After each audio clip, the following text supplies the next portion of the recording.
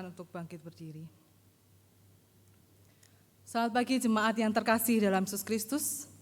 Sungguh suatu anugerah kalau pada pagi hari ini kita boleh membuka mata kita boleh bangun dan kita boleh datang untuk beribadah. Ibadah adalah undangan dari Tuhan. Oleh karena itu mari kita bersama-sama datang dengan penuh kerendahan hati dan penuh dengan rasa hormat. Kita akan memasuki saat teduh.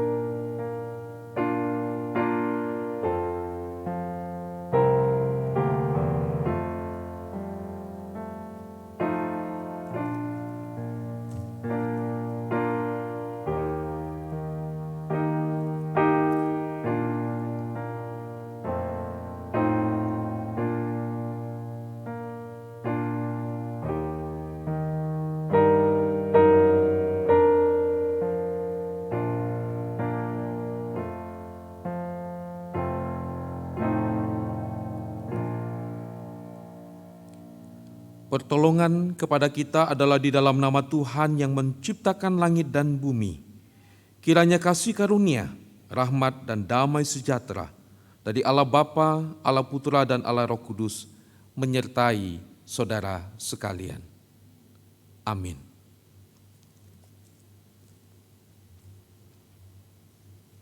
Allah kita adalah Allah yang besar. 1000 lidah pun tidak akan cukup untuk memasyurkan namanya. Allah yang besar itu Allah yang mengasihi setiap kita. Tidak ada yang mampu melukiskan kebaikan Tuhan di dalam kehidupan kita. Kepada Allah yang maha besar dan Allah yang maha kasih itu, kita akan menaikkan pujian kita dan kita naikkan Mazmur namanya. Walau 1000 lidahku.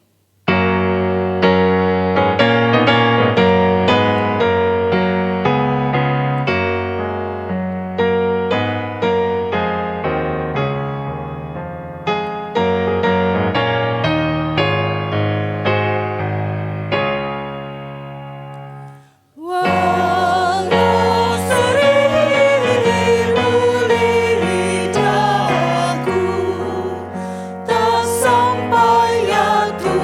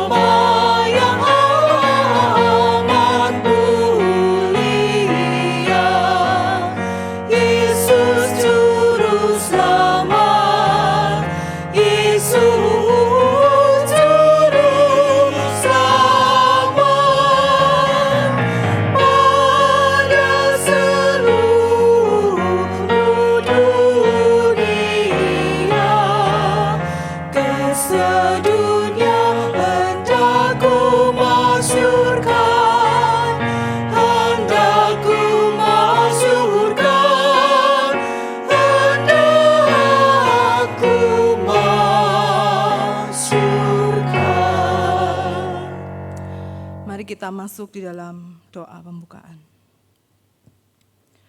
Selamat pagi Bapa, kami hendak menaikkan syukur padamu. Pada pagi hari ini Tuhan, Allah Raja kami, pemilik hidup kami mengucap syukur karena Tuhan sudah memberikan kepada kami kesempatan sekali lagi untuk boleh hidup. Terima kasih atas semua berkat pemeliharaan yang Tuhan berikan. Dan terima kasih atas setiap kesempatan, suka dan duka dalam kehidupan kami. Pagi ini Tuhan, kami datang untuk beribadah, mencari wajah-Mu, mendengar suara-Mu, duduk diam di dalam naungan kaki-Mu, untuk boleh memahami keinginan hati Tuhan. Sebelumnya kami mau memohon pengampunan dari Tuhan atas segala kesalahan dan kelemahan yang kami lakukan. Seringkali Tuhan kami terjatuh dan melakukan kesalahan yang sama. Kami mohon ampunilah kami ya Tuhan.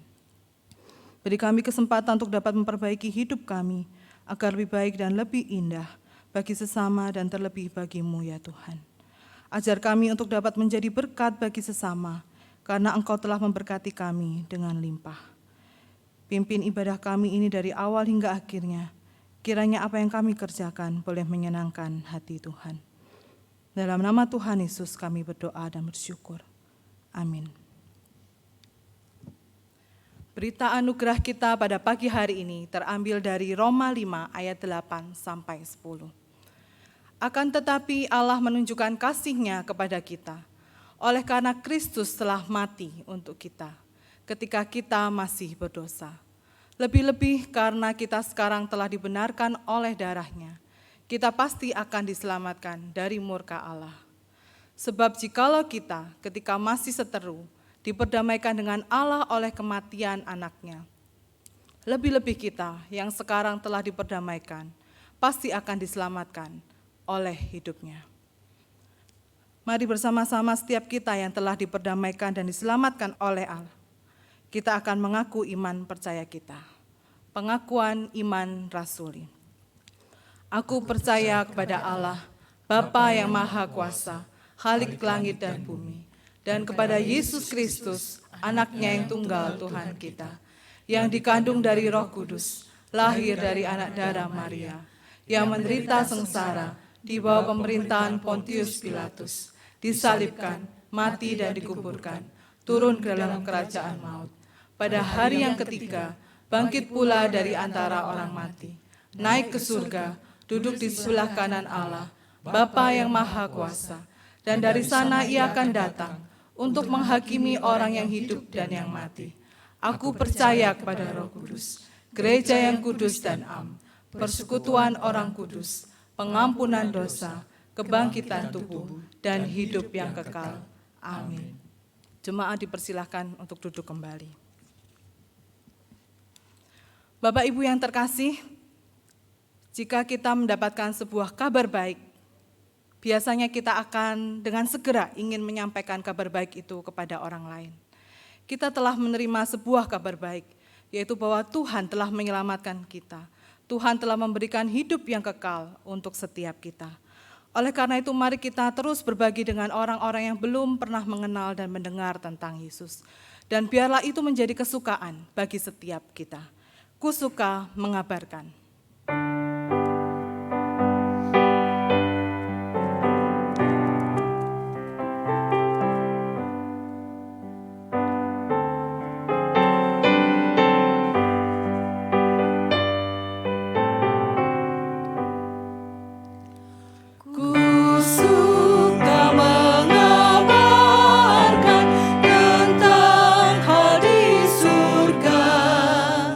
Tentang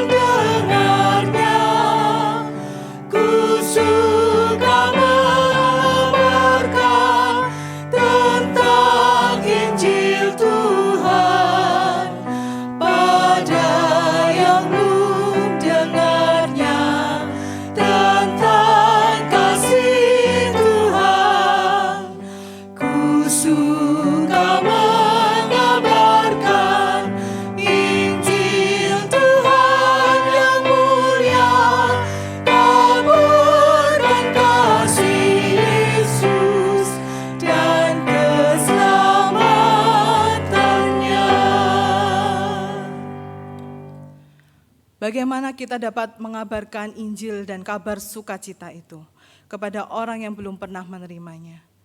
Biarlah kita boleh menjadi berkat, melalui menjadi berkat bagi setiap orang dan orang-orang yang ada di sekeliling kita. Kita boleh mengabarkan kasih Tuhan. Kita boleh hidup taat pada pimpinan Tuhan dan menyerahkan hidup kita untuk boleh dipimpin oleh Tuhan sepenuhnya. Seringkali mungkin kita terjatuh, kita terlupa, tetapi kiranya dengan kekuatan Tuhan kita boleh kembali diingatkan. Firman Tuhan pada pagi hari ini akan disampaikan oleh Pendeta Gindo Manuki dengan tema Rumah Doa bagi Segala Bangsa. Mari kita menyiapkan hati dan pikiran kita untuk mendengarkan firman Tuhan dan menerima sakramen perjamuan kudus. Kita akan pujikan Hidup bagi Yesus.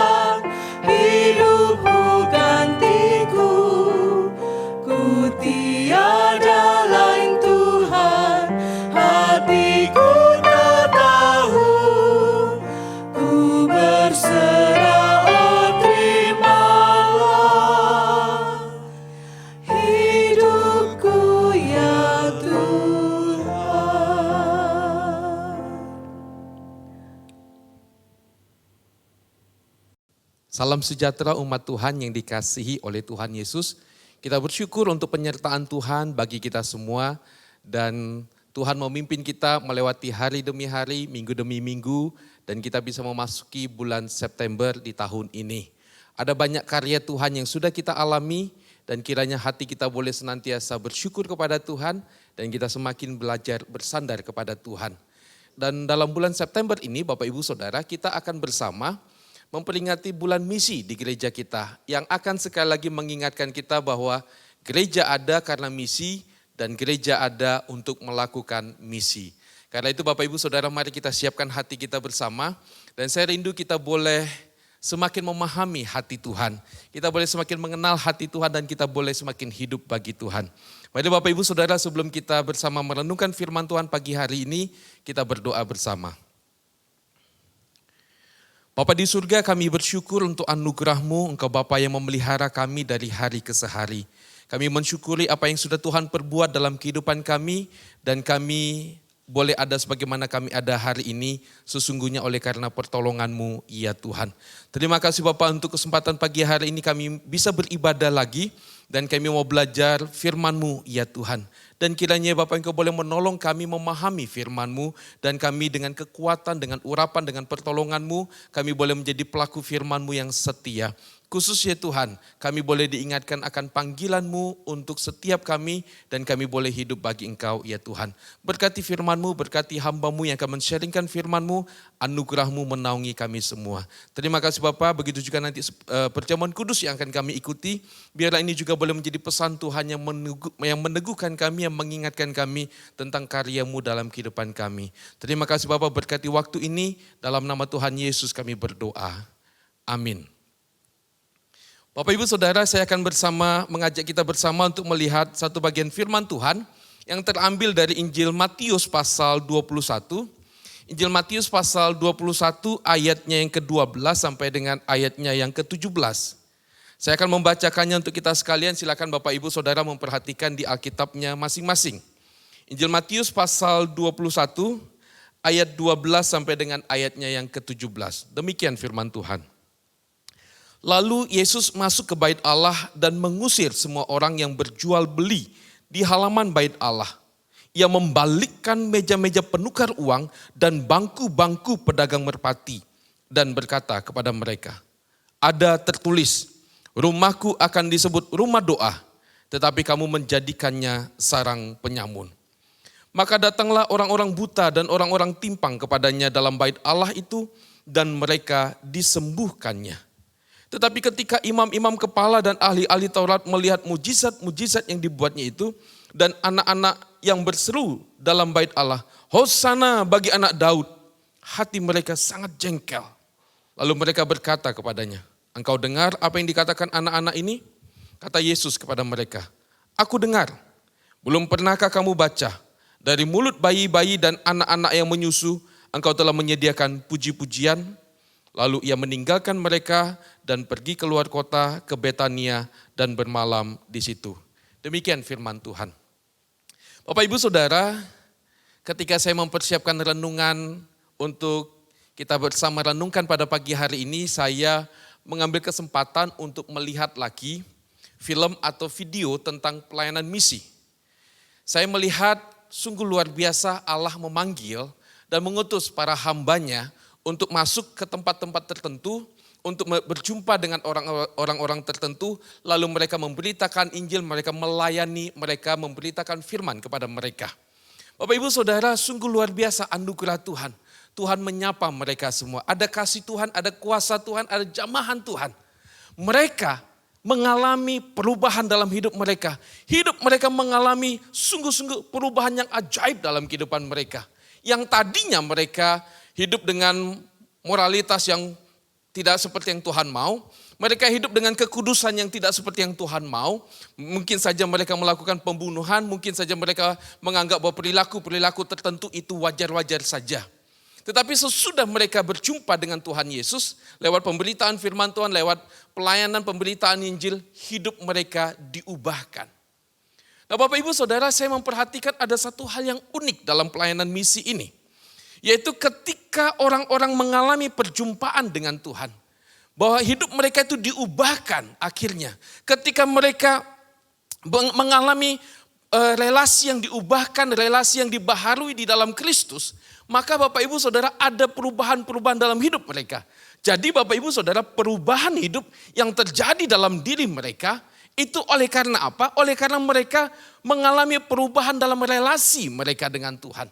Jadi Bapak Ibu Saudara, ketika saya mulai pelayanan misi ini, itu berarti pelayanan misi itu berarti kita membawa orang untuk mereka mengenal Tuhan dan mereka memiliki relasi yang baru di dalam Tuhan. Mereka mengalami relasi yang dipulihkan, dihidupkan oleh karena anugerah Tuhan.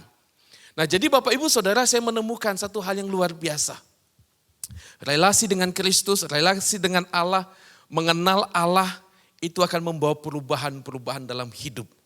Bapak Ibu Saudara, bukan hanya perubahan seperti itu, tetapi mereka juga akhirnya mengabdikan hidup mereka kepada Allah. Mereka menyembah kepada Allah, mereka hidup bagi Tuhan. Dan seluruh totalitas mereka akhirnya mereka arahkan kepada Tuhan. Bapak Ibu Saudara, ini terjadi oleh karena apa? Mereka mengalami perubahan relasi yang baru di dalam Kristus. Bapak Ibu Saudara, kita diingatkan dengan apa yang dikatakan oleh Alkitab, bahwa dosa itu menyebabkan hubungan manusia itu dengan Allah putus. Dosa membuat manusia itu jauh dari Allah. Dosa membuat manusia itu tidak suka dengan Allah. Dosa membuat manusia itu menjauhkan diri dari Allah. Jadi Bapak Ibu Saudara, apa yang terjadi itu oleh karena ada dosa. Tetapi sekali lagi anugerah Tuhan luar biasa. Kita yang berdosa, manusia yang melanggar perintah Allah, manusia yang meninggalkan Allah, tetapi Allah yang mencari, Allah yang memanggil, Allah yang berkasih karunia kepada manusia yang berdosa. Nah Bapak Ibu Saudara, hal ini mengingatkan saya dengan apa yang pernah dikatakan oleh pendeta John Piper. Beliau berkata bahwa misi ada oleh karena ibadah, penyembahan kepada Allah itu tidak ada. Dan beliau juga katakan nanti ketika zaman berakhir, maka akan ada begitu banyak orang tebusan Allah yang akan sujud tersungkur di hadapan Allah. Dan pada waktu itu misi akan berakhir. Jadi Bapak Ibu Saudara, ketika saya melihat ini semua, maka misi itu berarti membawa orang yang tadinya hubungannya dengan Allah itu putus. Sekarang mereka berjumpa dengan Allah, mereka mengalami kasih karunia dan mereka memiliki hidup yang baru di dalam Allah. Itu misi Bapak Ibu Saudara. Nah kalau orang tidak punya relasi dengan Tuhan, maka mereka tidak akan menyembah Allah. Kalau mereka tidak punya relasi dengan Allah, maka mereka tidak akan mengabdikan hidup kepada Allah. Jadi Bapak Ibu Saudara, betul sekali bahwa misi itu ada oleh karena orang-orang tidak punya relasi dengan Allah dan mereka tidak menyembah kepada Allah.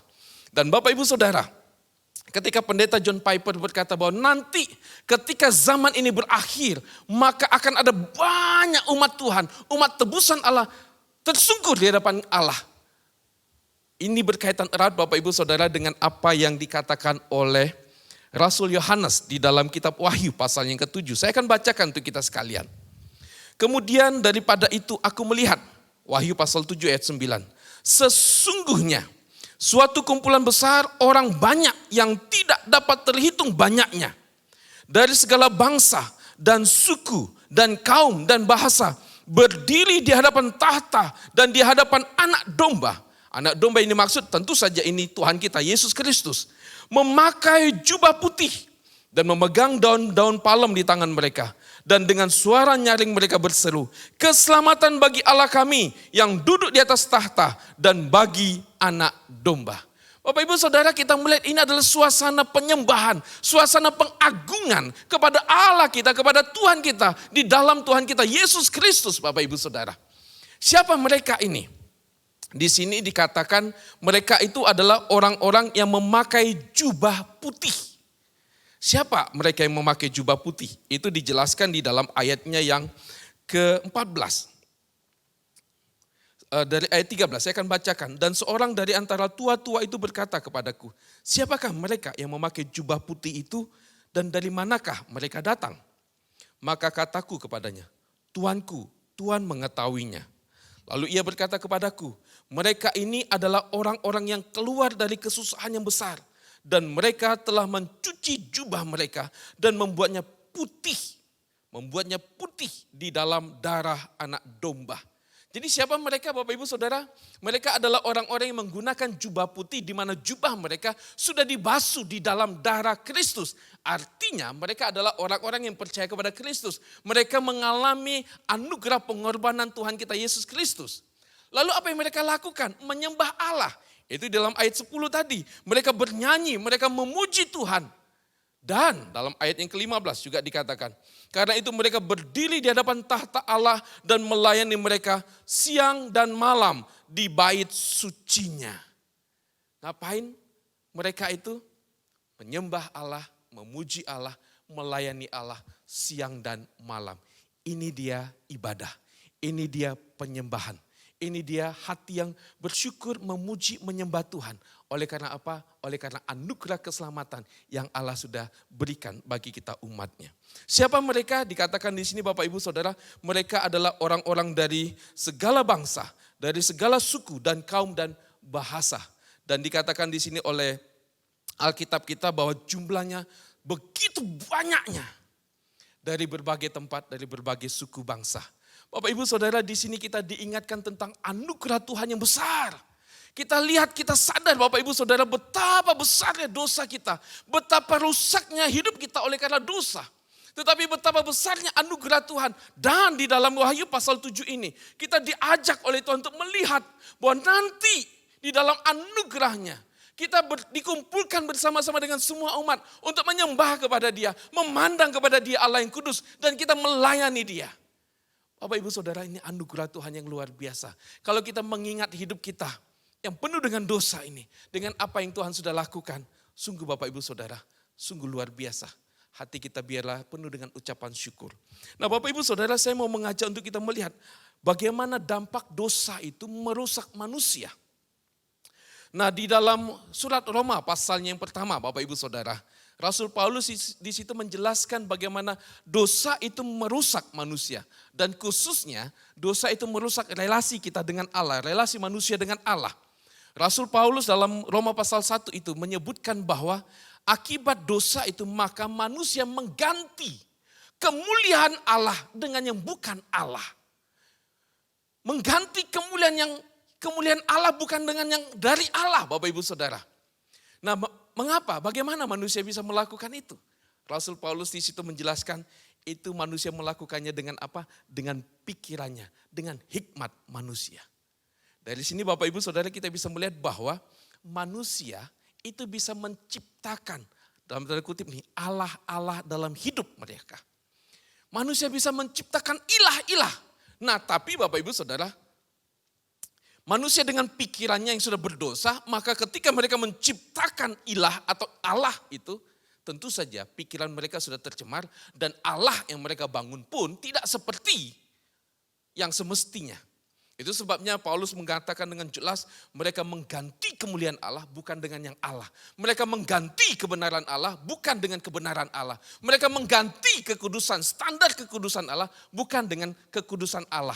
Tetapi mereka menciptakannya menurut apa yang mereka mau. Nah tapi jadinya gini Bapak Ibu Saudara, mari kita perhatikan. Ketika manusia mengganti Allah dalam hidup mereka, maka itu akan mempengaruhi perilaku hidup mereka. Jadi apa yang kita sembah, siapa yang kita sembah Bapak Ibu Saudara, itu akan mempengaruhi perilaku kita. Nah firman Tuhan Bapak Ibu Saudara, firman Tuhan berkata kuduslah kamu sebab aku kudus. Jadi Bapak Ibu Saudara salah satu ini saya ambil satu contoh saja Bapak Ibu Saudara ya. Kuduslah kamu sebab aku kudus. Allah kita kudus dan apa yang Dia kehendaki? Dia mau supaya kita kudus. Allah kita benar, Allah kita adalah kebenaran dan Allah mau kita hidup dalam kebenaran. Allah kita itu adalah Allah yang mulia dan Dia mau seluruh hidup kita itu adalah untuk kemuliaan namanya. Nah itu Allah yang benar yang kita sembah dan Dia mau perilaku kita juga seperti itu. Nah tapi beda Bapak Ibu Saudara, kalau Allah itu, ilah itu yang kita ciptakan menurut apa yang kita pikirkan. Nah saya ambil contoh satu saja Bapak Ibu Saudara. Pada waktu itu ada Dewi Artemis yang disembah oleh banyak orang pada waktu itu. Dewi Artemis itu adalah Dewi kesuburan. Nah dalam penyembahan kepada Dewi Artemis ini Bapak Ibu Saudara, maka yang dilakukan itu adalah selain ritual keagamaan, maka ada aktivitas seksual. Nah, kenapa bisa seperti ini? Itulah dia Bapak Ibu Saudara, seperti yang tadi saya katakan. Pemikiran mereka, hikmat mereka, itulah yang dimana mereka menciptakan alam menurut apa yang mereka pikirkan. Maka perilaku mereka pun dalam ritual ibadah dan kehidupan mereka sehari-hari adalah seperti yang mereka pikirkan. Jadi Bapak Ibu Saudara, penyembahan kepada Dewi Artemis itu menggambarkan apa yang tadi saya katakan. Apa yang disembah, itu yang akan dilakukan. Bapak Ibu Saudara, ketika manusia mengganti kemuliaan Allah dengan yang bukan dari Allah, itu akan ada yang namanya kekacauan dalam hidup manusia. Dan itu yang kita lihat Bapak Ibu Saudara sampai dengan hari ini. Rasul Paulus di situ menggambarkan dengan misalnya dia memberikan contoh tentang pernikahan. Bahwa manusia yang sudah jatuh dalam dosa mengganti pernikahan yang wajar dengan pernikahan yang tidak wajar. Misalnya bagaimana? Misalnya disebutkan kalau sekarang dengan istilah LGBT. Pernikahan dengan sesama jenis. Firman Tuhan berkata itu tidak sesuai dengan kebenaran Allah. Tidak sesuai dengan kekudusan Allah. Manusia mengganti kekudusan dan kebenaran Allah. Kenapa bisa begitu? Karena konsep mereka tentang Allah mereka ganti Bapak Ibu Saudara. Jadi Bapak Ibu Saudara di sini kita bisa melihat sekali lagi. Ketika manusia menyembah sesuatu, menyembah seseorang begitu, siapa saja yang disembah, maka itu yang akan mempengaruhi hidupnya. Dan disinilah Bapak Ibu Saudara peran misi itu. Peran misi apa? Untuk membawa orang lagi kembali kepada relasi yang benar dengan Allah. Mengenal Allah, lalu hidup bagi Allah seperti yang Allah mau. Bapak Ibu Saudara, disinilah panggilan misi itu buat kita. Dan ketika kita membaca perikop tadi Bapak Ibu Saudara dari Injil Matius pasal 21, saya mengajak kita melihat kepada Injil Matius pasal 21. Di sini sekali lagi kita melihat hati Tuhan yang luar biasa. Dosa membuat manusia meninggalkan Allah. Tetapi Bapak Ibu Saudara, firman Tuhan mencatat luar biasa. Manusia meninggalkan Allah, tetapi Allah itu yang mencari manusia. Manusia yang membangkang, memberontak kepada Allah. Tetapi Allah itu yang memanggil manusia. Dan di dalam ayat yang tadi kita baca, perikop pasal 21, ayat 12 sampai dengan 17, kita sekali lagi melihat hati Tuhan. Nah Bapak Ibu Saudara, Matius pasal 21 ini adalah hari-hari yang mendekati hari penyaliban Tuhan Yesus. Kira-kira 7 hari lah sebelum Tuhan Yesus mati di kayu salib. Jadi Bapak Ibu Saudara ini adalah waktu penggenapan karya keselamatan Tuhan. Jadi waktunya sudah sangat dekat. Jadi pada waktu perikop ini dibahas, ini mau bicara tentang hati Allah. Di mana Tuhan Yesus mau menyatakan bahwa aku mencintai manusia, aku mengasihi manusia dan aku akan mati sebentar lagi. Nah, ada satu kalimat yang Tuhan Yesus ucapkan di sini dalam ayat 13, rumahku akan disebut rumah doa. Nah Bapak Ibu Saudara di dalam Injil Markus ada bagian yang tidak ditulis oleh Matius di sini. Yaitu kata bagi segala bangsa. Rumahku akan disebut rumah doa bagi segala bangsa. Nah Bapak Ibu Saudara, ketika Matius tidak memasukkan kalimat frasa bagi segala bangsa, bukan berarti bahwa rumah Allah itu bukan untuk segala bangsa. Bukan berarti dalam pikiran Matius tidak ada konsep untuk segala bangsa. Tidak. Kalau kita membaca Injil Matius Bapak Ibu Saudara, maka kita lihat dengan jelas dari awal sampai kepada akhir konsep tentang bagi segala bangsa itu ada. Misalnya dalam Matius pasal 2 disebutkan di situ ada orang Majus yang datang mencari Tuhan Yesus. Siapa orang Majus? Orang Majus itu berasal dari negeri timur. Yang tidak diketahui, masih belum diketahui dengan pasti mereka berasal dari mana. Yang jelas adalah mereka bukan orang Yahudi. Tetapi ada anugerah Tuhan yang sampai kepada mereka.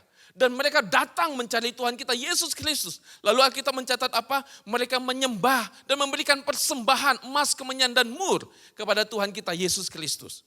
Jadi pasal 2 Injil Matius sudah dipaparkan tentang bagi segala bangsa. Dan Injil Matius ditutup dengan perintah amanat agung. Jadikanlah semua bangsa muridku. Jadikanlah semua suku menjadi murid Tuhan. Nah jadi Bapak Ibu Saudara, walaupun di dalam Injil Matius ayat pasal 21 ayat 13 ini tidak ada kata frasa bagi segala bangsa, tetapi konsep bagi segala bangsa itu sudah ada di dalam Injil Matius ini. Nah Bapak Ibu Saudara, ketika Tuhan Yesus berkata, rumahku akan disebut rumah doa bagi segala bangsa, ini adalah kalimat yang betul-betul mengagetkan, betul-betul menggoncangkan Kenapa? Sebab bagi bangsa Israel pada waktu itu, konsep bahwa menjadi berkat bagi segala bangsa itu mereka jauhkan Bapak Ibu Saudara. Mereka tidak mau melakukan perintah itu. Tetapi Tuhan Yesus mengingatkan lagi bahwa hati Allah itu adalah untuk seluruh bangsa. Nah Bapak Ibu Saudara, mungkin Bapak Ibu Saudara masih ingat dengan apa yang dicatat oleh Injil di dalam Injil Yohanes pasal 4. Di situ ada Tuhan Yesus menjumpai seorang perempuan Samaria. Dan ada sebuah catatan di dalam Injil Yohanes itu adalah orang Yahudi tidak bersahabat dengan orang Samaria. Jadi kita bisa lihat Bapak Ibu Saudara, ada sebuah jarak yang dibangun oleh orang Yahudi pada waktu itu. Mereka sangat menjaga jarak dengan orang-orang yang bukan Yahudi. Tapi Bapak Ibu Saudara sekali lagi ketika Tuhan Yesus berkata rumahku akan disebut rumah doa bagi segala bangsa. Sungguh-sungguh ini pernyataan yang sangat mengagetkan. Dan Bapak Ibu Saudara ketika Tuhan Yesus mengucapkan kalimat ini merupakan kutipan dari kitab Yesaya. Dan di dalam kitab Yesaya pasal 56 Bapak Ibu Saudara bisa membacanya nanti secara lengkap. Di situ sebenarnya sudah jelas sekali bahwa Tuhan berfirman bahwa Dia menjanjikan keselamatan bagi orang Yahudi dan orang-orang asing. Dan orang asing yang dimaksud ini siapa? Orang-orang non-Yahudi. Dan bukan cuma itu. Anugerah keselamatan Allah itu juga Allah berikan kepada siapa? Kepada orang-orang yang mempunyai kondisi fisik yang tidak sempurna. Jadi Bapak Ibu Saudara dari awal bahwa janji anugerah keselamatan itu sudah Allah rencanakan untuk segala bangsa. Begitu juga Bapak Ibu Saudara dengan panggilan yang Tuhan berikan kepada Abraham dalam Kejadian pasal 12. Saya akan bacakan untuk kita sekalian, pasal 12. Berfirmanlah Tuhan kepada Abraham, pergilah dari negerimu dan dari sanak saudaramu dan dari rumah bapamu ini ke negeri yang akan kutunjukkan kepadamu. Aku akan membuat engkau menjadi bangsa yang besar dan memberkati engkau serta membuat namamu masyhur dan engkau akan menjadi berkat. Nah ayat 3. Aku akan memberkati orang-orang yang memberkati engkau dan mengutuk orang-orang yang mengutuk engkau. Dan olehmu semua kaum di muka bumi akan mendapat berkat. Dan melalui Abraham dan keturunannya, maka semua kaum di muka bumi akan mendapat berkat. Jadi Bapak Ibu Saudara dari awal desain Tuhan itu adalah keselamatan untuk semua bangsa. Nah Bapak Ibu Saudara, ini anugerah Tuhan yang luar biasa yang Dia berikan bagi kita. Tetapi Bapak Ibu Saudara orang Yahudi tidak memahami hati Allah ini. Seperti tadi yang saya katakan bahwa mereka membangun jarak dengan orang-orang yang bukan Yahudi. Bapak Ibu Saudara, karena itu dalam bagian ini Tuhan Yesus menegur mereka. Menegur dengan amat sangat keras. Dan bagaimana cara Tuhan menegur mereka? Ada beberapa cara sebenarnya. Tapi saya ingin menyampaikan 2 cara saja Bapak Ibu Saudara bagaimana Tuhan menegur mereka. Yang pertama, dalam ayat 18 sampai dengan ayat 22. Di situ teguran Tuhan Yesus lewat kisah Tuhan Yesus mengutuk pohon ara. Nah Bapak Ibu Saudara dicatat di situ bahwa Tuhan Yesus waktu itu sedang lapar. Lalu Dia melihat pohon ara. Dilihat dari jauh bahwa pohon ara itu daunnya bagus. Lalu Tuhan Yesus ingin mengambil buah dari pohon ara. Nah Bapak Ibu Saudara kisah ini seringkali disalah mengerti oleh banyak orang ya. Nah ketika Tuhan Yesus sampai kepada pohon ara itu Dia mencari buahnya tidak ketemu. Dan pada waktu itu dikatakan Yesus lapar. Dan Yesus mengutuk pohon ara itu. Nah di dalam Injil Markus dikatakan bahwa pada waktu itu bukan musimnya. Nah mungkin ini yang membuat orang itu bertanya, bukan musimnya lalu Tuhan Yesus mencari buahnya, ya nggak ada, ya wajar lah. Terus kok dikutuk, kok Tuhan Yesus jadi marah begitu ya. Nah Bapak Ibu Saudara di sini ada kesalahpahaman. Bapak Ibu Saudara begini, Tuhan Yesus itu orang yang sudah terbiasa dengan buah ara itu. Jadi Dia tahu musimnya ya. Nah, kita yang tidak terbiasa dengan kondisi pohon buah ara ini, kita bisa salah menafsir tentang peristiwa ini. Bapak Ibu Saudara, buah yang dicari oleh Tuhan Yesus itu adalah buah yang kecil-kecil dari pohon ara dan boleh saya katakan ini kayak buah pendahuluannya ya. Sebelum buah utamanya di musimnya muncul, maka buah ini yang kecil yang pendahuluan ini yang dicari, ini ada gitu ya. Nah kalau buah pendahuluan ini tidak ada, Kalau buah pendahuluan ini tidak ada, maka buah utamanya nggak akan ada. Nah Bapak Ibu Saudara, jadi yang dicari oleh Tuhan Yesus itu buah yang pertama ini. Nah ketika Tuhan Yesus mengajarkan tentang pohon ara ini, pohon ara yang dimaksud ini adalah bangsa Israel. Bangsa Israel itu terlihat bagus sekali Bapak Ibu Saudara. Dan salah satu hal yang indah dari bangsa Israel itu adalah mereka punya bait Allah yang megah. Tetapi Bapak Ibu Saudara, persis seperti pohon ara itu ketika Tuhan Yesus lihat daunnya bagus, sepertinya akan ada buahnya tetapi tidak. Ketika orang Israel dilihat punya bait Allah yang bagus tetapi tidak punya buah. Itu sebabnya Tuhan Yesus mengutuk pohon ara itu. Itu sebabnya di sini Tuhan Yesus menegur dengan keras bangsa Israel Bapak Ibu Saudara. Mereka tidak berbuah. Dan bahkan Bapak Ibu Saudara, di sini Tuhan Yesus mengatakan kamu menjadikan rumah Allah itu menjadi sarang penyamun. Bapak Ibu Saudara, para pemimpin agama pada waktu itu, mereka justru merancang hal-hal yang buruk di dalam bait Allah. Dan pelakunya siapa? Adalah orang-orang rohaniwan itu tadi. Mereka adalah pemimpin-pemimpin agama tadi. Para imam, ahli-ahli Taurat, orang-orang Farisi, mereka lah Bapak Ibu Saudara yang merancang yang buruk. Dan salah satu yang mereka rancang itu adalah pembunuhan kepada Tuhan Yesus. Perhatikan Bapak Ibu Saudara, di mana mereka memikirkannya di bait Allah. Tempat yang kelihatannya megah, tetapi orang-orang yang ada di dalamnya hatinya jahat. Bapak Ibu Saudara, juga kita perhatikan di sini bahwa Tuhan Yesus menyucikan bait Allah, lalu Tuhan Yesus mengusir orang yang berjual beli di dalam bait Allah itu. Nah Bapak Ibu Saudara, di sini dikatakan bahwa mereka berjualan itu di halaman bait Allah. Nah Bapak Ibu Saudara, istilah halaman bait Allah jangan kita samakan dengan halaman gereja kita sekarang ini ya. Kalau halaman gereja kita sekarang ini tempat apa? Tempat parkir ya. Nah halaman bait Allah yang dimaksud di sini Bapak Ibu adalah tempat ibadah. Jadi tempat itu digunakan oleh orang-orang yang tadinya dia bukan orang Yahudi, lalu mereka mengenal Yahweh, mereka mau beribadah. Tempatnya di mana? Di halaman itu. Nah sekarang begini Bapak Ibu Saudara, tempat di mana mereka beribadah, sekarang dipakai untuk berjualan. Artinya apa? Mereka nggak bisa beribadah. Nah apakah imam-imam tidak tahu peristiwa ini? Tentu tahu Bapak Ibu Saudara, tentu tahu. Sebab ini seperti pasar gitu ya, maksudnya tempatnya sangat ramai. Jadi pasti saja para imam itu tahu apa yang terjadi. Tapi mengapa mereka mengizinkannya? Ya karena ada ujung-ujungnya Bapak Ibu Saudara. Ujung-ujungnya duit. Jadi mereka dapat ceperan. Jadi begini Bapak Ibu Saudara, kita bisa melihat hati para imam pada waktu itu. Mereka lebih mementingkan dapat ceperan, dapat uang. Dan mereka tidak peduli bangsa non-Yahudi itu menyembah Allah atau tidak. Mereka bisa beribadah atau tidak. Mereka nggak peduli. Di sini Bapak Ibu Saudara, kita melihat bangsa ini tidak taat kepada Allah. Mereka tidak punya hati untuk taat kepada Allah. Mereka tidak kenal hati Allah. Padahal Bapak Ibu Saudara, hati Allah itu adalah mau menjangkau banyak jiwa. Tapi bangsa Israel tidak mau. Begitu juga Bapak Ibu Saudara dalam ayat 28 sampai dengan ayatnya yang ke-32. Di situ ada perumpamaan tentang dua anak. Anak yang pertama dan anak yang kedua. Dua-duanya diberikan perintah. Pergilah ke kebun anggur untuk bekerja. Anak yang pertama, dia katakan, ya ayah, tapi dia tidak pergi. Nah anak pertama ini menuju kepada siapa? Bangsa Israel. Mereka berkata, iya mereka adalah bangsa yang sangat diberkati oleh Tuhan.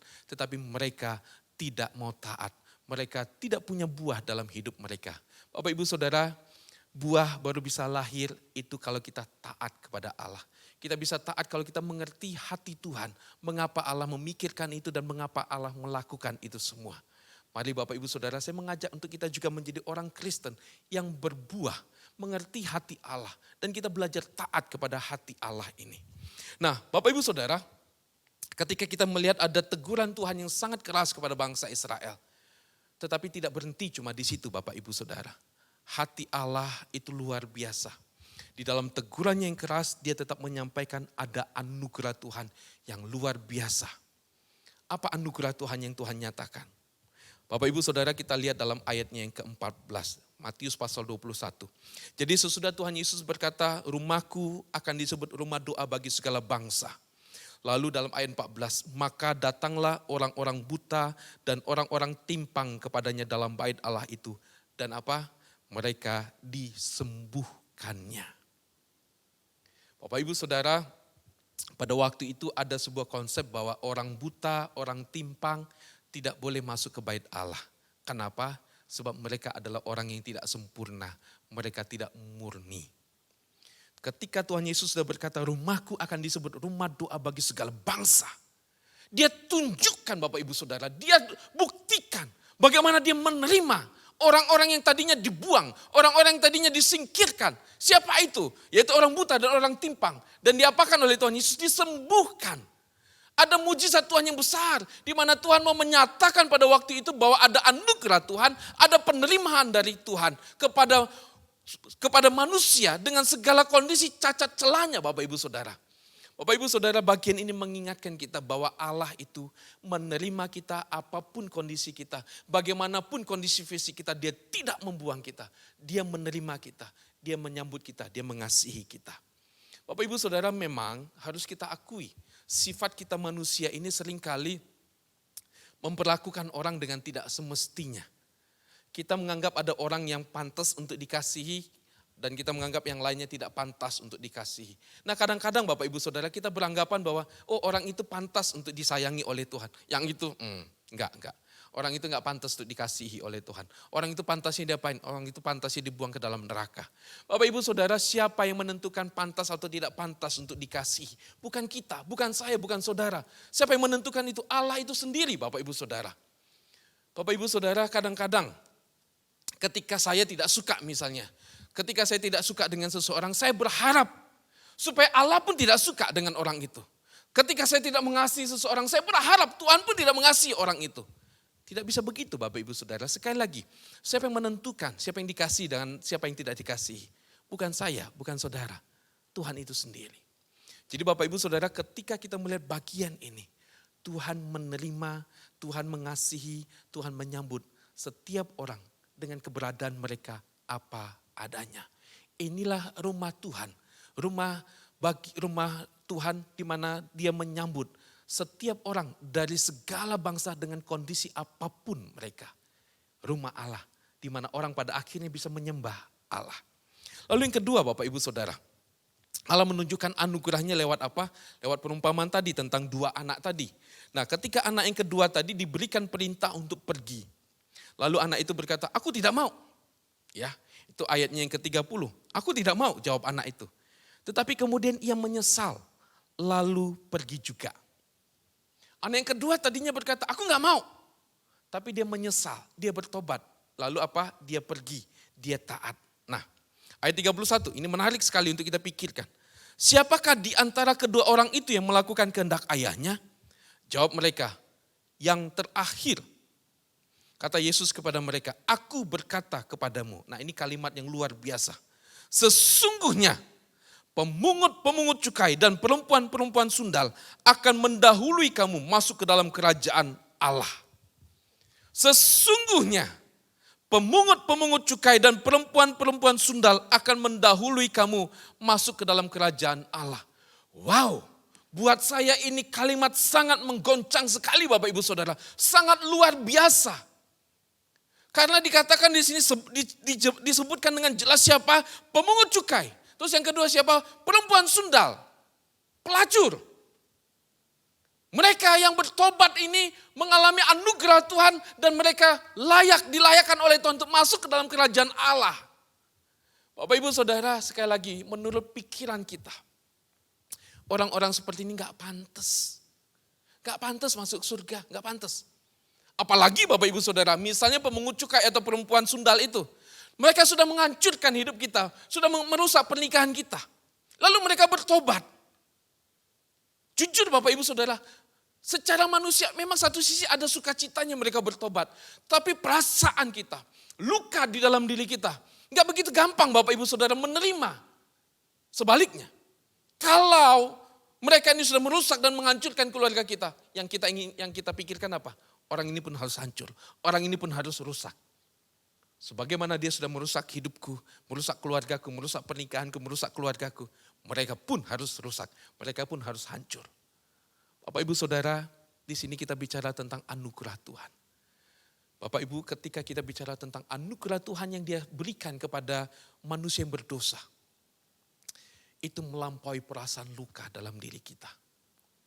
Sesungguhnya Allah sudah terlebih dahulu terluka oleh karena dosa kita. Tetapi Bapak Ibu Saudara, Dia mengasihi. Anugerahnya lebih besar daripada segala dosa dan pelanggaran manusia.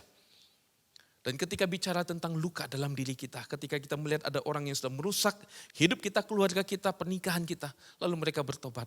Bapak Ibu Saudara, mari kita belajar. Belajar untuk punya hati seperti Allah. Bapak Ibu Saudara, di sini bagian ini saya mau mengajak kita bersama. Ketika kita melihat ada orang-orang di sekitar kita yang seperti ini, mari kita berdoa buat mereka. Orang-orang yang kita anggap sebagai sampah masyarakat kayak misalnya, atau orang-orang yang membuat masalah di sekitar kita, orang-orang yang hidupnya banyak dalam dosa, mungkin kita berpikir orang ini seharusnya hancur saja. Tidak Bapak Ibu Saudara, inilah waktunya kita untuk berdoa buat mereka. Termasuk saya mau mengajak bagi Bapak Ibu Saudara, kalau ada orang-orang yang sudah merusak pernikahanmu, doakanlah mereka. Saya tahu tidak mudah, saya tahu tidak gampang. Tetapi di dalam anugerah Tuhan, doakanlah supaya hidup mereka diubahkan oleh Tuhan. Bagi Bapak Ibu Saudara yang mungkin bergumul seperti perempuan sundal ataupun juga pemungut cukai, yang artinya saudara bergumul dengan dosa. Dan hari ini Bapak Ibu Saudara mendengarkan firman Tuhan pada pagi hari ini. Saya mau mengajak, buka hatimu untuk Tuhan. Jangan biarkan kegelisahan dalam hatimu terus engkau pendam, terus engkau sembunyikan. Enggak, jangan. Ada Tuhan yang menyambut engkau. Dia ingin mengganti kegelisahan itu. Dia ingin mengganti keresahan dalam hatimu dengan sukacita yang sejati. Bertobatlah, datanglah kepadanya. Dia mengasihimu. Bapak Ibu Saudara, sekali lagi, kita membawa orang mengenal Tuhan. Sebab dengan mengenal Tuhan, ada hidup yang baru. Ada relasi yang baru.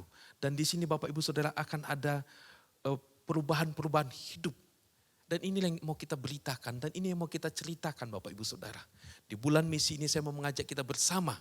Mari kita punya hati seperti Tuhan yang mengasihi orang-orang yang ada di sekitar kita. Perjamuan kudus akan kita ikuti sebentar Bapak Ibu Saudara.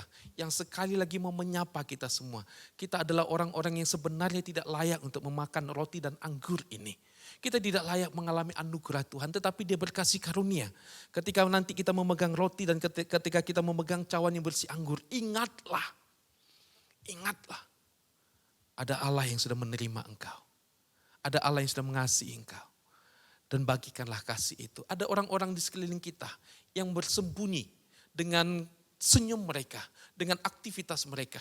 Mereka bersembunyi, tetapi padahal dalam hati mereka mencari Allah yang sejati. Mereka mencari damai yang sejati. Mereka mencari Allah. Bapak Ibu Saudara, kalau ada orang-orang yang datang seperti itu kepada Bapak Ibu Saudara, ingatkan mereka, sampaikan kepada mereka, ada Allah yang mengasihi mereka. Ada Tuhan Yesus yang mau menuntun mereka, yang mau membawa mereka kepada kebenaran dan membawa mereka kepada keselamatan di dalam anugerahnya. Bapak Ibu Saudara, ini anugerah Tuhan buat kita. Mari kita berdoa. Terima kasih ya Tuhan untuk anugerah-Mu. Kami diingatkan betapa besarnya efek dari dosa dalam hidup kami. Dan betapa sudah jauhnya kami dari apa yang Tuhan kehendaki. Tetapi ya Tuhan, kami diingatkan betapa baiknya Tuhan dan Kau membawa kami kembali lagi Tuhan. Kami punya relasi yang benar. Kami punya relasi yang hidup dengan Tuhan. Sehingga kami ya Tuhan mempunyai hidup yang baru, hidup yang kekal. Dan kami mau mengabdikan hidup kami kepada Engkau ya Tuhan. Bapa, betapa limpahnya anugerah-Mu. Dan biarlah Tuhan, kami pun boleh membagikan cinta kasih yang sudah kami alami ini Tuhan. Mungkin ada orang-orang di sekitar kami yang bergumul. Bapa, biarlah Engkau yang boleh mempertemukan kami dengan mereka. Dan dengan hikmat-Mu ya Tuhan, kami mau berbagi kasih. Kami mau berbagi firman-Mu. Kami mau berbagi karya-Mu Tuhan buat mereka. Sehingga mereka pun boleh melihat dan mengenal akan anugerah-Mu. Sebentar kami akan mengikuti perjamuan kudus. Bapa, biarlah roti dan anggur ini boleh menjadi pesan Tuhan yang meneguhkan kami. Betapa besarnya cinta-Mu bagi kami. Betapa Engkau mau supaya kami boleh hidup bagi Engkau. Terima kasih Bapa, siapkan hati kami. Mohon anugerah-Mu atas kami semua. Dalam nama Tuhan Yesus kami berdoa dan kami bersyukur. Amin. Bapak Ibu Saudara yang dikasihi oleh Tuhan Yesus, sekarang kita akan mengikuti sakramen perjamuan kudus dan saya akan membacakan satu bagian firman Tuhan dari Injil Yohanes pasal 3 ayat 16 dan 17. Karena begitu besar kasih Allah akan dunia ini sehingga Ia telah mengaruniakan anaknya yang tunggal supaya setiap orang yang percaya kepadanya tidak binasa melainkan beroleh hidup yang kekal. Sebab Allah mengutus anaknya ke dalam dunia bukan untuk menghakimi dunia, melainkan untuk menyelamatkannya oleh Dia. Bapak Ibu Saudara, perjamuan kudus sekali lagi mengingatkan kita betapa Allah mencintai kita semua. Ya, kita semua orang yang berdosa, kita disayangi dan Allah mau datang ke dalam dunia untuk menyelamatkan kita. Karena itu dalam perjamuan kudus pada saat ini saya mengajak kita bersama mempersiapkan diri kita. Saya mengundang Bapak Ibu Saudara untuk bangkit berdiri. Mari kita bersama-sama mempersiapkan hati kita mengikuti perjamuan kudus ini dan kita menaikkan suatu pujian, nyawaku kuberikan, dan biarlah lagu ini boleh mengajak kita untuk merefleksikan anugerah Tuhan buat kita semua.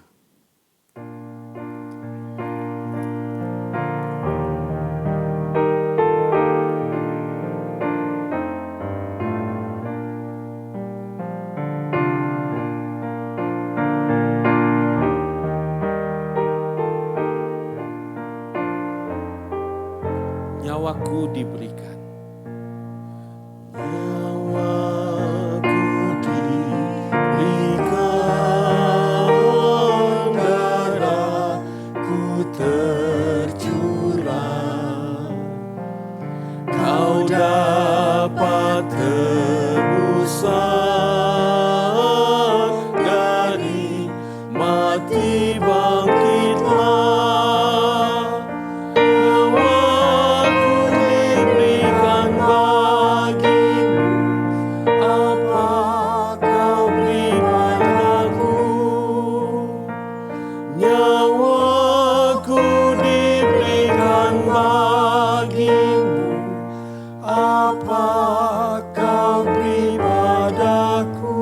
Bait yang kedua. Ku disengsarakan dengan amat keji, Kau dilepaskan dari celaka pedih. Ku disengsarakan bagimu, apa Kau beri padaku. Ku disengsarakan bagimu, apa Kau beri padaku. Kita tundukkan kepala sambil tetap berdiri. Mari kita bersama mengarahkan hati kita sekali lagi di hadapan Tuhan. Mengingat lagi apa yang sudah Tuhan lakukan buat kita. Dan mengingat apa yang sudah kita lakukan buat Tuhan. Mari Bapak Ibu Saudara ambil waktu teduh sejenak. Mengingat kebaikan Tuhan bagi kita semua. Dan kiranya setiap kita boleh mencoba merefleksikan karya Tuhan ini bagi kita semua. Silakan berdoa secara pribadi.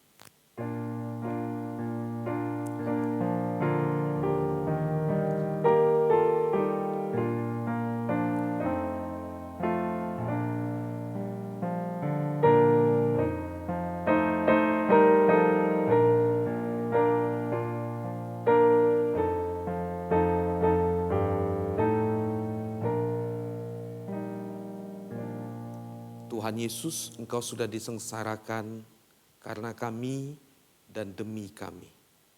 Engkau sudah memberikan nyawamu karena kami dan demi kami. Betapa berharganya dan betapa besarnya kasih-Mu bagi kami. Dan betapa istimewanya kami di hadapan-Mu, ya Tuhan. Satu perenungan kami pada pagi hari ini dalam ibadah kami. Kami juga boleh bertanya dalam diri kami. Apa yang sudah kami perbuat untuk kemuliaan nama-Mu, ya Tuhan. Ketika kami bersama akan mengambil bagian dalam perjamuan kudus pada pagi hari ini. Ketika kami akan mengulurkan tangan mengambil roti dan mengambil anggur yang mengingatkan kepada kami tentang tubuh dan darah-Mu. Tuhan, biarlah setiap kami boleh merenungkan lagi apa yang sudah kami perbuat. Di tangan kami sebentar kami pegang lambang tubuh dan darah-Mu, lambang cinta-Mu yang besar ya Tuhan. Ketika kami memegangnya, kiranya Tuhan pesan-Mu Engkau taruh dalam hati kami. Bagaimana kami menghidupi panggilan keselamatan ini dalam dunia ini. Karena itu ya Tuhan, layakkan kami semua. Layakkan kami ya Tuhan. Dalam nama Tuhan Yesus kami berdoa. Amin. Silakan duduk.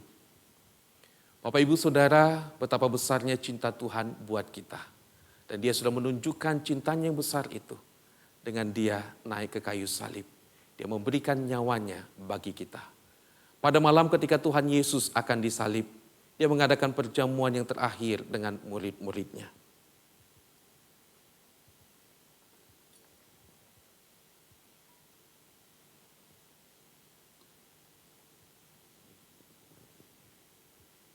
Tuhan Yesus mengambil roti, mengucap syukur atasnya dan memecahkannya. Inilah tubuhku yang dipecahkan bagi kamu. Makanlah. Dan setiap kali kamu memakannya, ingatlah akan aku.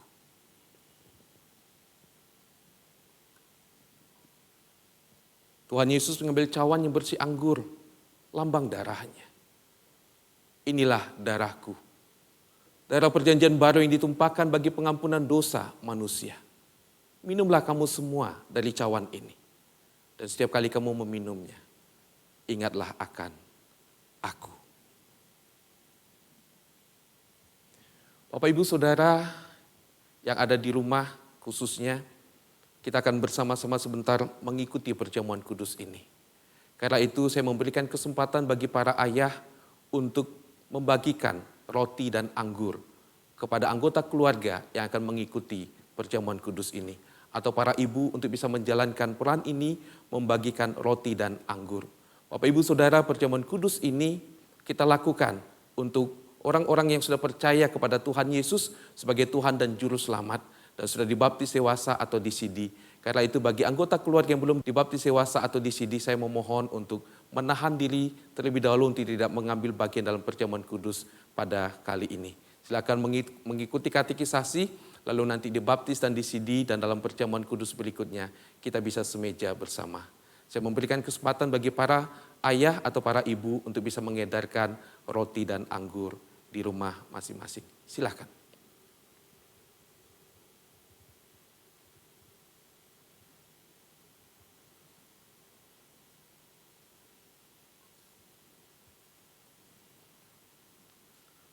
Saya undang semuanya bangkit berdiri.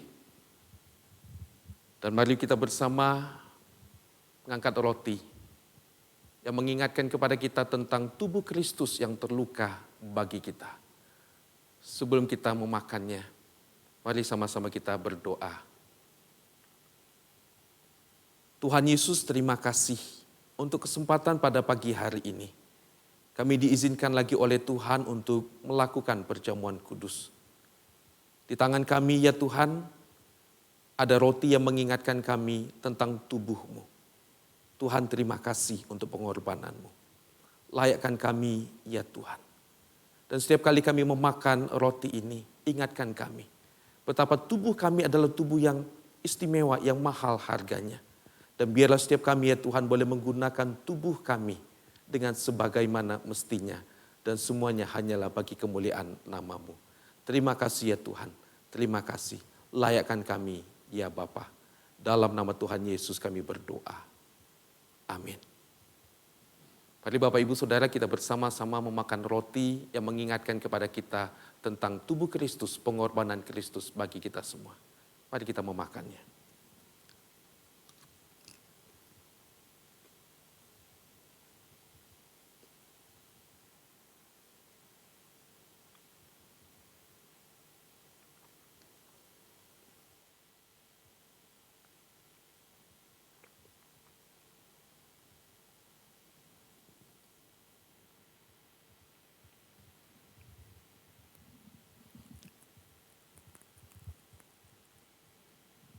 Mari bersama kita mengangkat cawan yang berisi anggur yang mengingatkan kepada kita tentang darah Kristus, pengorbanan Kristus. Sebelum kita meminumnya, kita akan berdoa sekali lagi. Tuhan Yesus, di tangan kami saat ini ada anggur yang mengingatkan kepada kami tentang darah-Mu yang sudah tercurah. Yang mengingatkan kepada kami bahwa kami sudah ditebus oleh darah-Mu, darah yang teramat sangat mahal. Ini mengingatkan kepada kami, ya Tuhan, betapa hidup kami adalah hidup yang mahal adanya.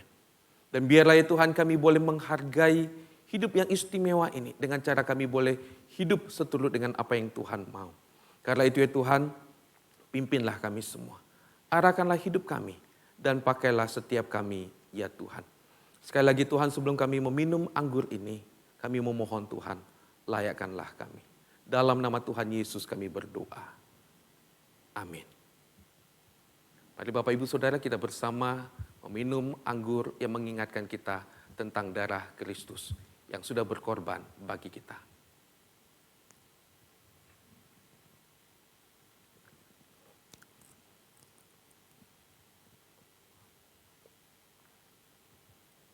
Mari kita berdoa sekali lagi. Tuhan Yesus, terima kasih. Dalam ibadah kami pada pagi hari ini, Tuhan izinkan kami sekali lagi melakukan perjamuan kudus untuk mengingatkan kami tentang apa yang sudah Tuhan lakukan bagi kami. Bapa, biarlah ingatan akan kasih-Mu, pengorbanan-Mu ini boleh terus mewarnai kehidupan kami. Ketika kami menjalani hidup dalam dunia ini, biarlah kami boleh memuliakan Tuhan di sepanjang kehidupan kami.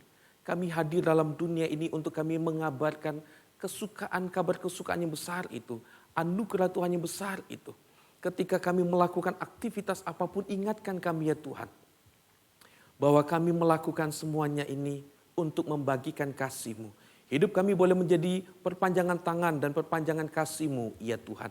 Karena itu ya Bapa, pakailah kami semua. Pakailah kami Tuhan untuk kami boleh mengabdikan hidup kami, untuk kami boleh melayani Engkau, dan untuk kami boleh menceritakan kasih-Mu ya Tuhan. Bapa di surga, pakai juga setiap kami ya Bapa. Dan kiranya ingatan akan kasih-Mu boleh mewarnai hidup kami. Supaya Tuhan ketika kami menggunakan tubuh kami tidak menggunakannya lagi Tuhan untuk hal-hal yang tidak berkenan di mata-Mu ya Tuhan. Tapi kami boleh menggunakan tubuh kami untuk kami boleh hidup bagi Engkau ya Tuhan. Karena itu ya Bapa, biarlah ingatan akan kasih-Mu boleh terus ada kokoh dalam hati kami. Yang mendorong kami ya Tuhan untuk kami boleh hidup bagi Engkau. Jangan biarkan Tuhan kami hidup lagi Tuhan dalam dosa. Jangan biarkan kami lagi Tuhan menggunakan tubuh kami dengan tidak semestinya. Tapi biarlah ya Tuhan kami boleh menggunakan tubuh kami untuk kemuliaan nama-Mu.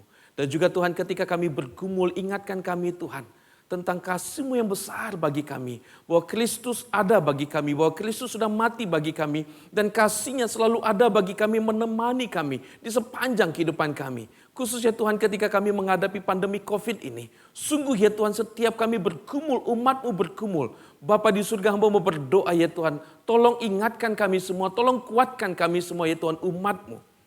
Ingatkan kami bahwa Engkau tidak pernah meninggalkan kami. Engkau Allah yang sudah bersedia menjalani jalan kayu salib yang penuh dengan penderitaan, yang penuh dengan pergumulan itu.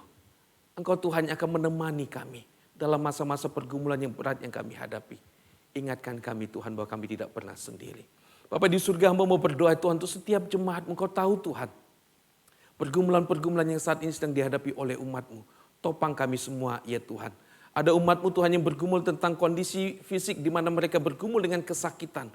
Tuhan kami memohon jamahlah kami, kuatkan kami dan kiranya Tuhan damai sejahtera-Mu ada atas kami semua. Dan membawa kami semua Tuhan untuk terus memandang kepada Engkau, Bapa yang mengasihi kami. Karena itu Tuhan tolong dan topang Tuhan setiap umat-Mu yang bergumul dengan sakit. Ada juga Tuhan umat-Mu ya Tuhan yang bergumul tentang kondisi ekonomi, tentang pekerjaan mereka, tentang rumah tangga mereka. Bapa, hadirlah Engkau Tuhan di tengah-tengah kami. Ingatkan kami Tuhan bahwa kami tidak pernah sendiri. Ada Bapa, ada gembala kami yang menemani kami. Tuhan tolonglah kami Tuhan dan topanglah kami. Berikan kami hikmat. Kami menyadari Tuhan betapa terbatasnya kami untuk menghadapi situasi pandemi COVID ini. Tapi kami tahu Engkau adalah Allah kami yang tidak terbatas yang akan terus memampukan kami ya Tuhan. Bapa di surga, pada saat ini kami terus juga berdoa Tuhan untuk bangsa kami ini. di mana bangsa kami terus bergumul Tuhan dengan situasi pandemi COVID ini. Tolong ya Tuhan pemerintah kami, tolong presiden kami, tolong pemerintah Kota Malang kami juga ya Tuhan. Pemimpin-pemimpin kami bergumul dengan sedemikian rupanya Tuhan mengatasi pandemik ini. Tuhan berikan kami hikmat. Sungguh ya Tuhan, kami sangat-sangat terbatas dan kami sangat mengandalkan Engkau Tuhan. Kami berharap kepada Engkau Bapa yang menjadi sumber atas segala sesuatunya. Tolong dan topanglah bangsa kami ini Tuhan. Tolong dan topang jugalah Tuhan kota kami ini ya Bapa. Bapa di surga, kami juga mau berdoa Tuhan untuk gereja kami di tempat ini. Karena itu Tuhan tolonglah para hamba Tuhan, para majelis jemaat dan juga setiap umat-Mu Tuhan, di mana kami bertumbuh bersama melalui gereja di tempat ini. Tuhanlah memimpin terus gereja-Mu di tempat ini ya Tuhan. Kami saat ini juga bergumul Tuhan tentang pemilihan majelis yang saat ini sedang berjalan dengan dalam proses pemilihan majelis ini ya Tuhan. Kami mau berdoa kiranya Tuhan yang boleh pimpin semua proses pemilihan majelis ini ya Tuhan. Dan juga Tuhan kami merindukan Tuhan boleh memanggil dan menempatkan anak-anak-Mu ya Tuhan yang tepat untuk boleh melayani bersama, membangun gereja-Mu ini Tuhan. Sehingga pekerjaan Tuhan ke depan ini boleh kami kerjakan dengan lebih baik lagi. Para panitia yang terlibat dalam pemilihan majelis ini kiranya Tuhan juga boleh tolong bantu mereka semua ya Tuhan. Bapa di surga, kami terus berdoa juga Tuhan untuk pelayanan-pelayanan yang akan kami kerjakan ke depan. Khususnya Tuhan dalam penyusunan program pelayanan kami 10 tahun ke depan. Bantu kami ya Tuhan mengerti kehendak-Mu. Mengerti apa yang menjadi panggilan Tuhan untuk gereja-Mu di tempat ini. Karena itu Tuhan satukan hati kami, berikan kami hikmat dan kami mau melangkah bersama ya Tuhan. Terima kasih Bapak, jikalau kami sebentar juga akan memberikan persembahan syukur kami, persembahan perpuluhan kami. Sungguh ya Tuhan kami mau terus belajar, mengakui bahwa Tuhan sumber dari segala sesuatu dalam hidup kami. Dan kami mau belajar dengan kami memberikan persembahan dan juga perpuluhan. Dan kami juga mau mendukung pekerjaan Tuhan ini. Kami memandang Tuhanlah tempat kami, sumber kehidupan kami, tempat kami bergantung dan Tuhanlah sumber kehidupan kami. Karena itu Tuhan kami mau belajar untuk memberikan persembahan. Dan kiranya Tuhan persembahan ini Tuhan berkati dan seluruh jemaat-Mu Tuhan ketika kami bersama-sama belajar untuk memberikan persembahan. Hati kami dilingkupi dengan sukacita dan hati kami boleh semakin diteguhkan di dalam Tuhan. Bapa di surga, ini doa kami. Sekali lagi Tuhan kami bersyukur untuk anugerah-Mu. Kami bersyukur ya Bapa untuk cinta-Mu, untuk pengorbanan-Mu. Terima kasih ya Tuhan untuk anugerah demi anugerah yang selalu ada dalam kehidupan kami. Terima kasih ya Bapa, terima kasih. Bapa, terima kasih.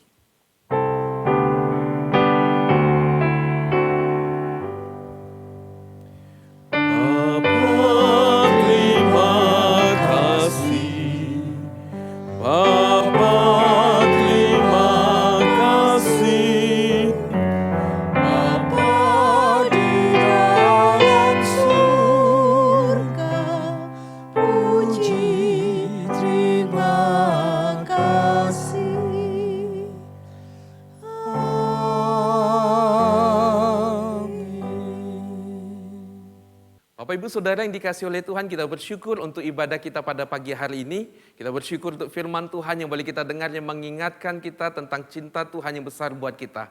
Kita juga bersyukur untuk perjamuan kudus yang boleh kita lakukan.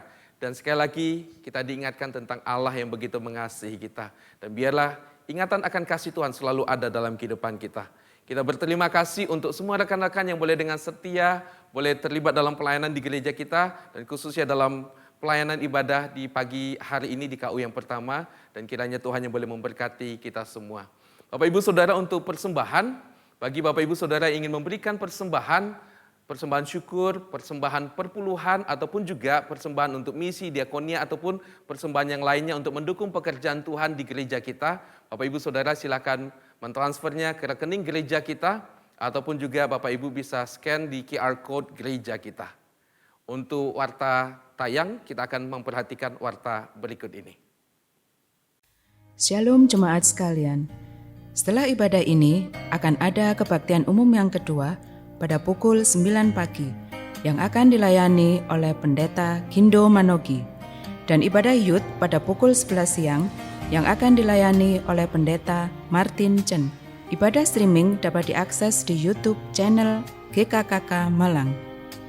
Kebaktian doa streaming Selasa 8 September 2020 akan dilayani oleh Evangelis Yosef Gunawan. Kebaktian doa akan dimulai pada pukul 6 sore dan dapat diakses di YouTube channel GKKK Malang.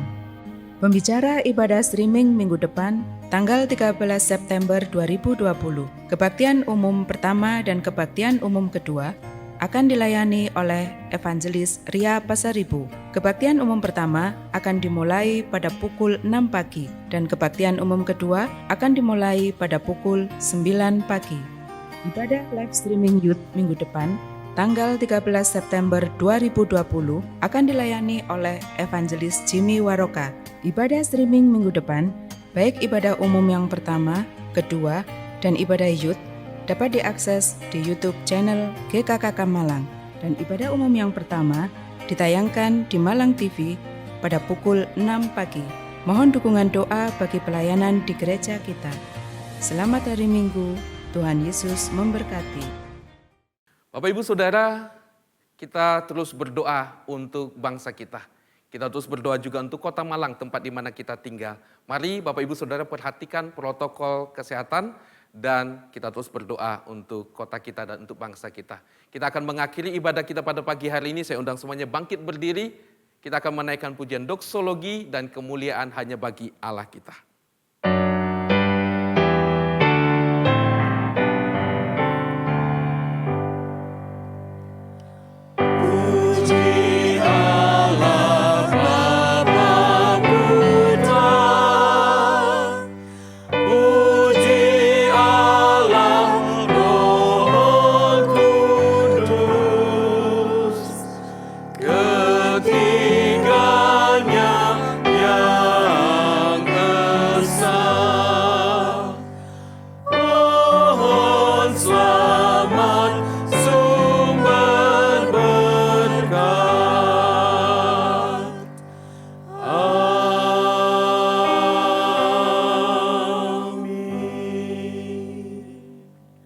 Sidang jemaat yang dikasihi Tuhan dan yang mengasihi Tuhan, mari bersama kita mengarahkan hati kita kepada Tuhan.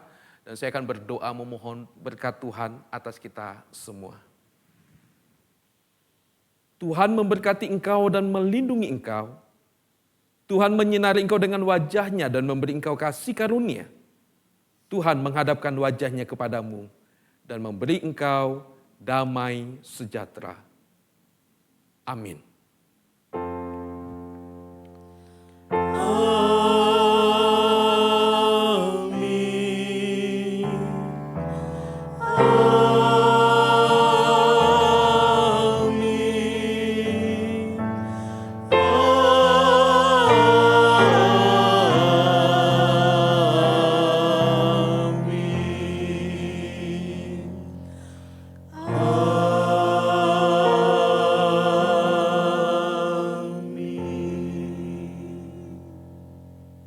Amin.